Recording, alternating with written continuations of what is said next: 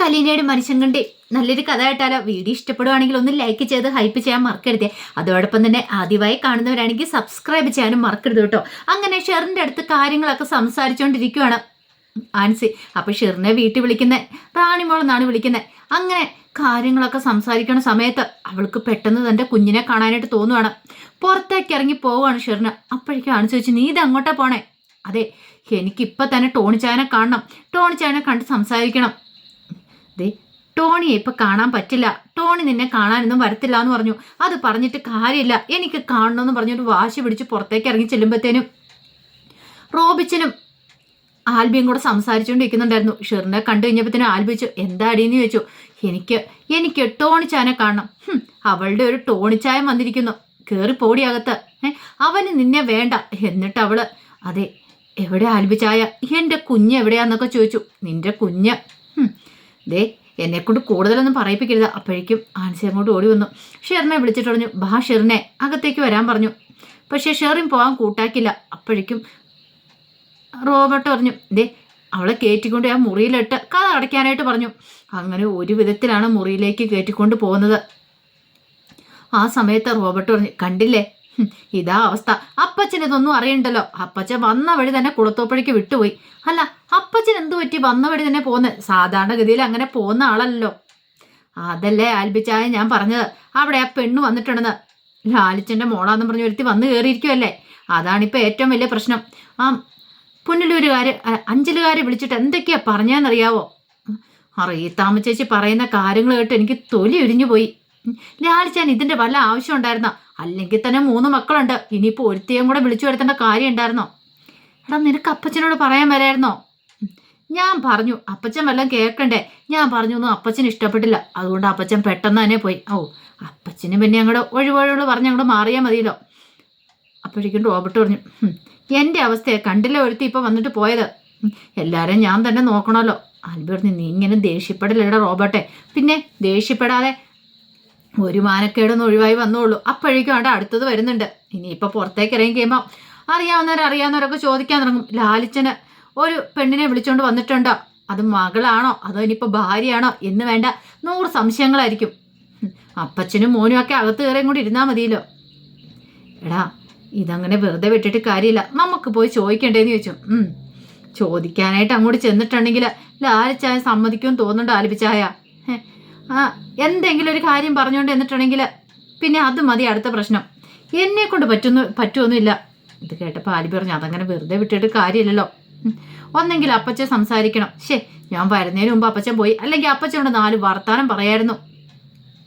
അതൊക്കെ പറഞ്ഞിട്ട് ദേഷ്യപ്പെടുവാണ്.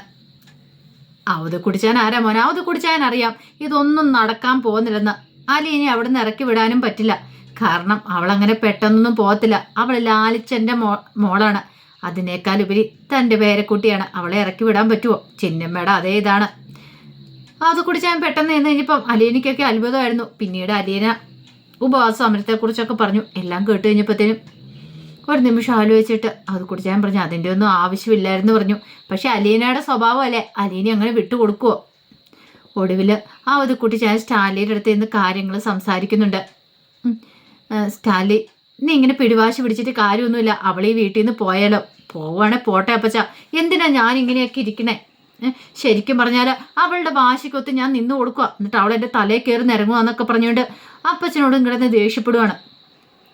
ആ സമയം പൗലോസിൻ്റെ അടുത്തേക്ക് ആൻ്റപ്പം വന്നു. ആൻ്റപ്പം വന്നിട്ട് ചോദിച്ചു, എടാ പൗലോസേ, ആ കൊച്ചു വല്ല ഫുഡും കഴിക്കാൻ വന്നോ? ഇല്ല, സാമാനാന്നാ പറഞ്ഞേ. ഓ, അങ്ങനെയാണ് ഞാൻ രക്ഷപ്പെട്ടു. ഇങ്ങോട്ട് അടുക്കളയിലേക്കൊന്നും കയറത്തില്ലോ. ഇപ്പം എനിക്ക് പാതി സമാധാനമുണ്ട്. നീ അങ്ങനെ അങ്ങ് സമാധാനിക്കാൻ വരട്ടെ. ആ കൊച്ചു എപ്പോഴാണ് അടുക്കളയിലേക്ക് കയറി വരുന്നതെന്ന് അറിയാൻ പറ്റില്ല. കാര്യങ്ങളൊക്കെ നീ ഇത്തിരി നോക്കിയും കണ്ടും ചെയ്യണം. അറിയാലോ കേരള സാബിൻ്റെ കാര്യം. എൻ്റെ പൊന്നാൻ്റപ്പൻ ചേട്ടാ, ഞാൻ എങ്ങനെയൊന്ന് ജീവിച്ചു പോയിക്കോട്ടെ. എങ്ങനെ നല്ല അന്തസ്സായിട്ട് ജീവിച്ചുകൊണ്ടിരുന്നായിരുന്നു. ആ പെങ്കൊച്ചു വന്നതിന് ശേഷം ഓരോ പ്രശ്നങ്ങൾ ഇവിടെ ഉണ്ടാക്കിക്കൊണ്ടിരിക്കണേ. ഒരു മനസ്സമാധാനം എന്ന് പറയുന്ന ഒരു കാര്യമുണ്ടോ? ഒന്നുമില്ല. മനുഷ്യൻ്റെ ഉള്ള സമാധാനം കളയാൻ വേണ്ടിയിട്ട് എന്നൊക്കെ പറഞ്ഞുകൊണ്ട് ദേഷ്യപ്പെട്ടു. അത് കേട്ടുകൊണ്ട് വന്ന വിനോദ് പറഞ്ഞു, എന്താണ് പൗലോസേണ നല്ല കോള. ഓ, ഞങ്ങളൊക്കെ പിന്നെ പുറംപണി ആയതുകൊണ്ട് പിന്നെ കുഴപ്പമില്ല, വണ്ടി ഓടിയിലൊക്കെ ആയതുകൊണ്ട്. അകത്തെങ്ങാനുമായിരുന്നെങ്കിൽ ഞാനും അവളും തമ്മിൽ ഗുസ്തി പിടിക്കാനോ സമയം കാണത്തുണ്ടായിരുന്നുള്ളൂ എന്ന് പറഞ്ഞു. ആൻ്റപ്പം പറഞ്ഞു, ഇത് അവളെങ്ങും വന്ന് കേൾക്കൊന്നും വേണ്ട, കേട്ടാ തീർന്നു. അല്ല, ഇത്ര പെട്ടെന്ന് എന്താ കുട്ടിച്ചായൻ പോയിട്ട് തിരികെ വന്നേന്ന് ചോദിച്ചു. സാധാരണഗതിയിൽ ഇങ്ങനെ പിറ്റേ ദിവസമൊന്നും വരുന്നല്ലോ. അതാ എനിക്ക് മനസ്സിലാകാത്തതെന്ന് ആൻ്റെപ്പം പറഞ്ഞു. സാധാരണ അത് കുടിച്ചാൻ പോയിട്ട് അങ്ങനെ കുറേ ദിവസങ്ങൾ കഴിഞ്ഞേ വരത്തുള്ളൂ. വന്നാൽ പോലും ഇവിടെ നിൽക്കുന്ന ആളല്ല. പക്ഷെ ഇപ്പം കണ്ടില്ലേ, എനിക്ക് തോന്നുന്നു ആ പെങ്കൊച്ചി ഇവിടെ ഉള്ളതുകൊണ്ടാന്ന് തോന്നേ. അത് ശരിയാ, അതിൻ്റെ കഴിവ് അപാരം തന്നെ ഇങ്ങനെ ആൾക്കാരെ കയ്യിലെടുക്കാനായിട്ടുള്ള എന്നൊക്കെ പൗലോസ് പറഞ്ഞു. അതെ, നീ ഒന്ന് സൂക്ഷിച്ചും കണ്ട് നിന്നോന്നും പറഞ്ഞുകൊണ്ട് ആൻ്റെപ്പൻ അങ്ങോട്ട് ഇറങ്ങിപ്പോയി. വിനോദ് പറഞ്ഞു, പേടിക്കൊന്നും വേണ്ട പൗലോസ് ചേട്ടാ, അധികം വൈകാതെ റീതാമ്മ ചേച്ചിയുടെ വീട്ടിൽ നിന്നുള്ള പടകളെല്ലാം കൂടി ഇങ്ങോട്ട് ഇളകി വരും. അവിടെ ഓടിക്കാനുള്ള വഴിയൊക്കെ അവർ നോക്കിക്കോളും. അതൊന്നും ഓർത്ത് പൗലോസ് ചേട്ടൻ പേടിക്കൊന്നും വേണ്ടാന്ന് പറഞ്ഞു. പേടിയോ? എനിക്കോ? പിന്നെ ഇതല്ലെങ്കിൽ വേറെ വീട് എനിക്ക് കിട്ടൂടാ. ഞാൻ നല്ല അന്തസ്സായിട്ട് പോയിട്ട് ജീവിക്കും. എന്നാലും പൗലോസ് ചേട്ടൻ ഒരു വിഷമമില്ലേ? പിന്നെ എനിക്കാ വിഷമം എന്നൊക്കെ പറഞ്ഞുകൊണ്ട് പൗലോസ് അങ്ങോട്ട് തട്ടിവിട്ടു.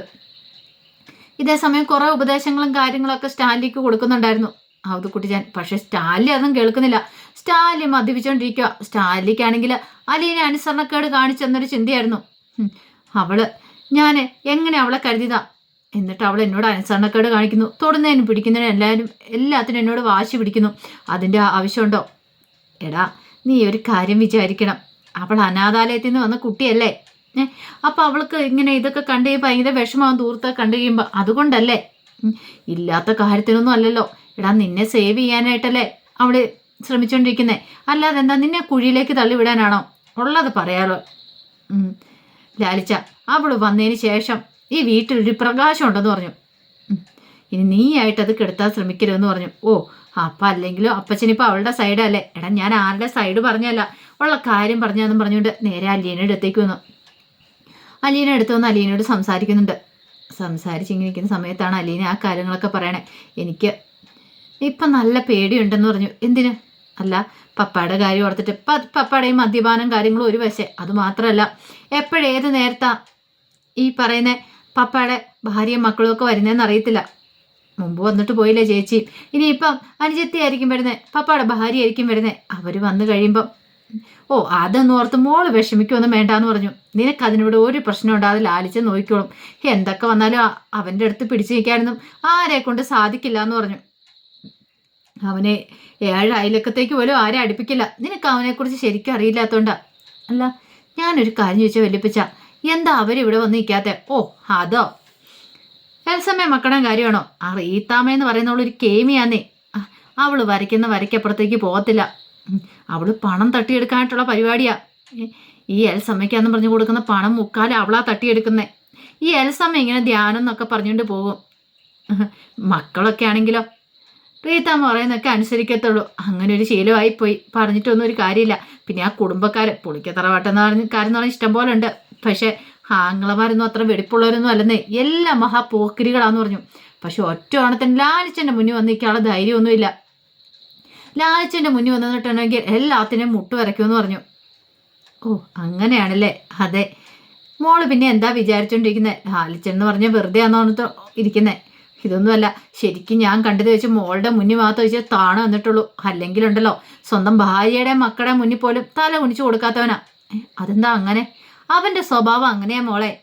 പക്ഷെ നീ വന്നതിന് ശേഷം ഇത്ര മാറ്റങ്ങളൊക്കെ ഞാൻ കണ്ടത്. ആഹാ, അങ്ങനെയാണ് നമുക്ക് ഒരുമിച്ചൊന്ന് മാറ്റിയെടുക്കണമല്ലോ ഈ പറയുന്നേ. പപ്പാനെന്ന് ചോദിച്ചു. അവനെ മാറ്റാനാ? എൻ്റെ ദൈവമേ, എന്നെ വെറുതെ വിട്ടേരെ. എനിക്ക് കുറച്ചു കാലം കൊണ്ട് ജീവിക്കണം. അപ്പം വല്യപ്പച്ചന് പേടിയാണോ? അയ്യോ, പേടിയൊന്നുമില്ല. പിന്നെ എൻ്റെ മടിയിൽ കിടന്ന് അപ്പിയിട്ട് മൂത്രം ഒഴിച്ച് വളർന്നവനല്ലേ. എന്നിട്ടിപ്പോൾ അങ്ങനെയൊന്നുമല്ലോ പറയണേ. അത് പിന്നെ ഇപ്പം അവൻ വളർന്നു വലുതായില്ലേ. നമ്മുടെ കാലമൊക്കെ അവിടെ കഴിഞ്ഞു പോയില്ലേ. ഇപ്പം അവൻ്റെ കാലമല്ലേന്ന് ചോദിച്ചു. പേടിയുണ്ടല്ലേ? അതല്ല, അവൻ ഇഷ്ടപ്പെടാത്ത കാര്യമാണെങ്കിൽ അവൻ അപ്പനാണെന്നും പള്ളിയിലച്ഛനാണോ അല്ലെങ്കിൽ നാട്ടുകാരാണോ മക്കളാണോ എന്നൊന്നും നോക്കത്തില്ല. എടുത്തടിച്ച് മറുപടി പറയുള്ളൂ. അതിപ്പം മോൾക്കും മനസ്സിലായി കാണുമല്ലോ. അതെ, അപ്പച്ചൻ്റെ മോൻ്റെ പണികളൊന്നും എൻ്റെ അടുത്ത് നടക്കില്ല. ഞാൻ എന്താണെങ്കിലും വിട്ടുകൊടുക്കാൻ പോകുന്നില്ല, സമരം അവസാനിപ്പിക്കാൻ പോകുന്നില്ലെന്നും പറഞ്ഞുകൊണ്ട് അലീന വെല്ലുവിളി നടത്തുവാണ്. എൻ്റെ കാര്യത്തിനൊരു തീരുമാനം ഉണ്ടാകാതെ മുന്നോട്ട് വെച്ച കാര്യം പുറകോട്ടെടുക്കില്ല എന്ന് പറഞ്ഞു. ഒരു ദിവസം പട്ടിണി കിടന്നോർത്ത് ഉപവാസം എടുത്തുന്നോർത്തുണ്ട് ആരും മരിച്ചു പോകാനൊന്നും പോകുന്നില്ല വെല്ലിപ്പിച്ചാന്ന് പറഞ്ഞു. അത് കുടിച്ചാനും മനസ്സിലായി ഇവള് പിടിച്ചുടങ്ങണ്ടേ പോകത്തുള്ളൂ. അങ്ങനെയൊന്നും തോറ്റ് പിന്മാറുന്നവളല്ലെന്ന്. അപ്പം അതിൻ്റെ കഥകളൊക്കെയാണ് നമ്മൾ കാണാൻ പോകുന്നത്. ആ വിശേഷങ്ങളൊക്കെ നമുക്ക് എല്ലാവർക്കും കാത്തിരിക്കാം കേട്ടോ. ഒരിക്കൽ കൂടി എല്ലാവർക്കും ശുഭരാത്രി നേർന്നുകൊണ്ട് നിർത്തുന്നു. നന്ദി.